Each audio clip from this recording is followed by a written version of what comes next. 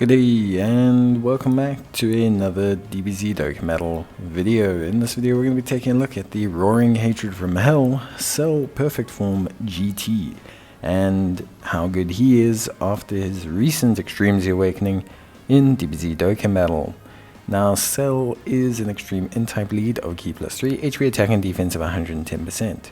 He raises attack and defense for 1 turn, causes supreme damage to the enemy, and seals his super attack. In terms of his passive, he has Ki +2 and attack and defense of 150%. He gets an additional attack and defense of 100% and launches an additional super attack when performing a super attack if all allies attacking in the same turn are Revenge, GT bosses, or Sworn Enemies category characters.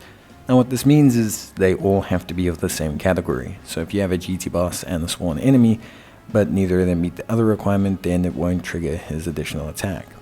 He has an additional 150% attack, and attacks are effective against all types when the target enemy is stunned, which is pretty cool. It's nice for things like ESBR and SBR, and makes him a little bit better. In terms of links, he has Gentleman, Brainiacs, Shocking Speed, Ultimate Lifeform, Nightmare, GT, and Shattering the Limit. And in terms of categories, he's on Androids, Artificial Lifeforms, GT Bosses, Otherworld Warriors, Revenge, Sworn Enemies, Target Goku, Time Travelers, and Transformation Boost. Now, Cell is basically chalk and cheese when it comes to certain game modes. For example, if you can trigger his full passive, so if you can get that additional attack bonus, then Cell basically becomes a very good damage dealer. He will deal around 7 million, 7.5 million, and with level 10 links, he will deal around 8 million. So that's a really good kind of point to be. Now, basically, if you cannot trigger his passive, then he kind of mellows out at this 4 million mark. 4 million is not terrible, but it's not amazing. His defense is in a decent position. He gets 100% defense upon super, which means with his raising attack and defense for 1 turn in his super attack, he'll have over 300k defense. This is fine. And honestly speaking, it's a more than okay situation to be in for post-super defense for a unit like this. We can't expect every unit to have 600k defense. Not every unit is designed for, taking on the super hard content in the game.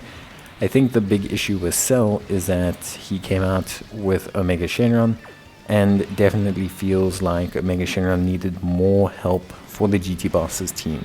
I think Frieza and Cell both could have been better to help accommodate for the weakness of GT bosses as a category, and to really kind of boost Omega Shenron to having some really good value.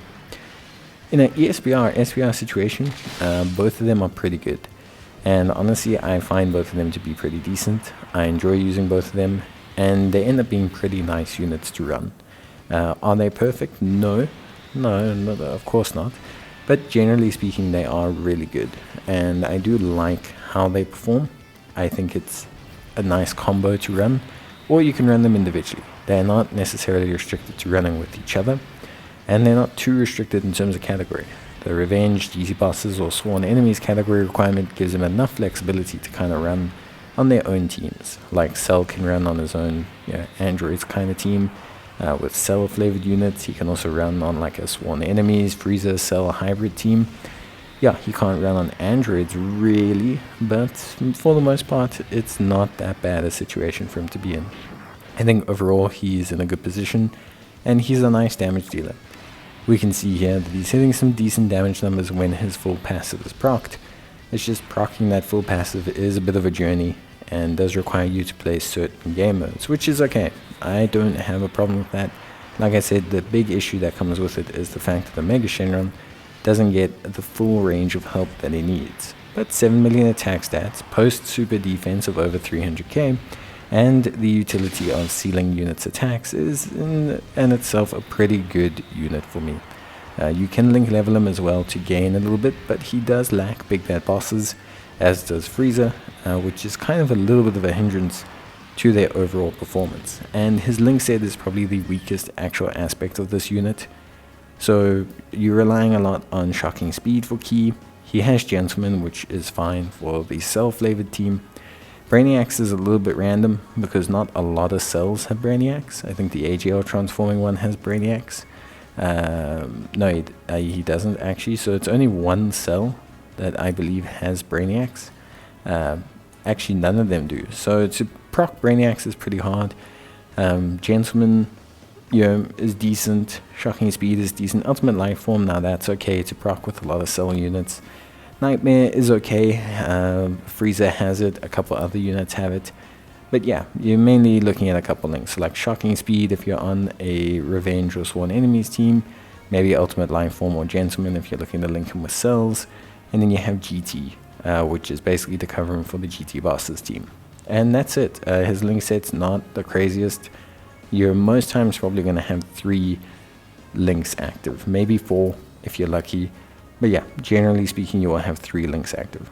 Overall, he's a good unit. Link leveling does help him, even if you can only get 1 or 2. And I think at the end of the day, still definitely a fun unit. Whether you should invest the orbs and the effort, I don't know. Maybe if you're going to struggle with the GT bosses, ESBR, SBR, or Sworn Enemies or something like that, then it's definitely a good option. But outside of that, I would not say distinctly that it's something super OP. But yeah, that's it from me. Let me know what you guys think about Cell, and I'll see you next time. Bye.